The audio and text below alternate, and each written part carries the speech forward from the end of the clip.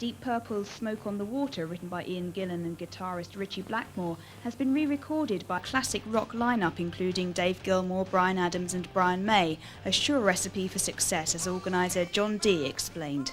One of the reasons why we've actually done a rock record is that we're very much targeting it at that market, because if you look at the kind of bands like Maiden and Queen and Floyd and all the other bands, they have a very specific catchment in terms of fans. They go out and buy every record, and the ideal behind this is that we'll have all the Iron Maiden fans, the Queen fans, the Deep Purple fans, the Black Sabbath fans, and everyone else will actually go out and buy the record. That's really one reason why we've done it.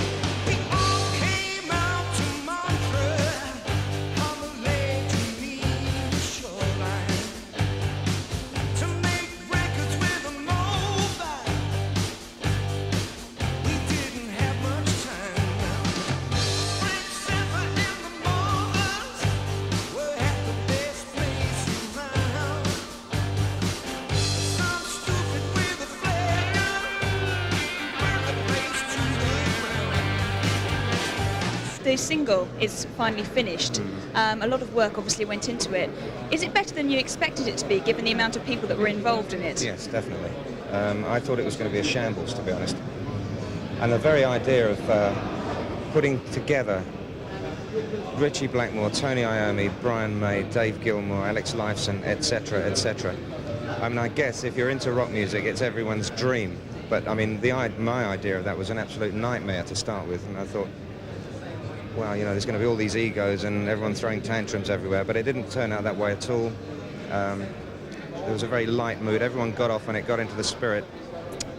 And I think that's the one thing that made it credible, the fact that everyone really did put in. And, you know, there's no room for extended solos. I think on some of the other 12-inch and whatever, that everyone's going to get a chance to show off a little bit. But basically, it's the mood of the song that's been captured and the spirit of the occasion.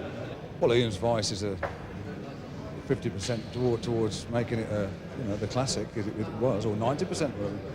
It's you'll always remember his voice with it, and the way it's been done now, with everybody sort of adding their bit, I think it's added a hell of a lot to it.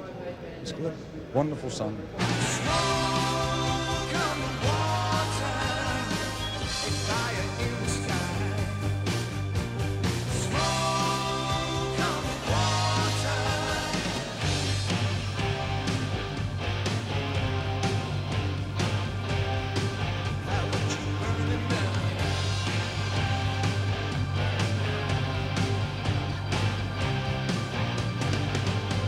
I think I had quite a hand in getting Bruce Dickinson involved and Paul Rodgers, and Bryan Adams was actually walking around the studio and I said, "Oi, you," and got him in to sing on the harmony.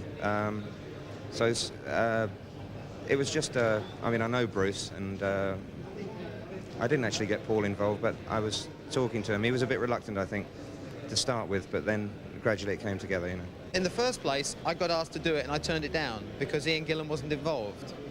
Right? Because they asked me to do it, and I said, no, I'm not going to do it if Ian isn't involved, because it's his song. And so, because there was a lot of sort of stuff with, he just left Deep Purple, and Ritchie Blackmore was going to do it, and he wasn't, and Ian wasn't going to do it. And I said, well, nobody's asked him, so I think that's a bit bad, you know, so I'm not going to do it. So the next thing was Ian phoned me up and said, I am doing it, would you like to do it? So I said, yes, that's fine.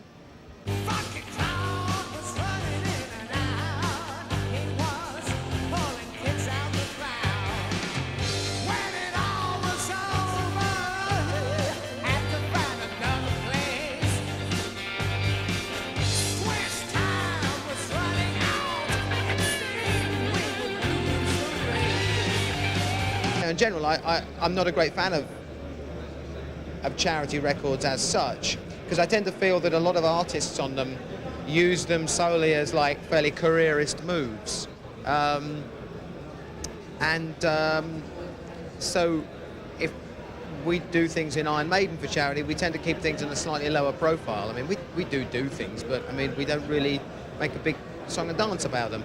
But this is one particular occasion when you have to make a song and dance about it to sell the record. So here we are making a song and dance about it.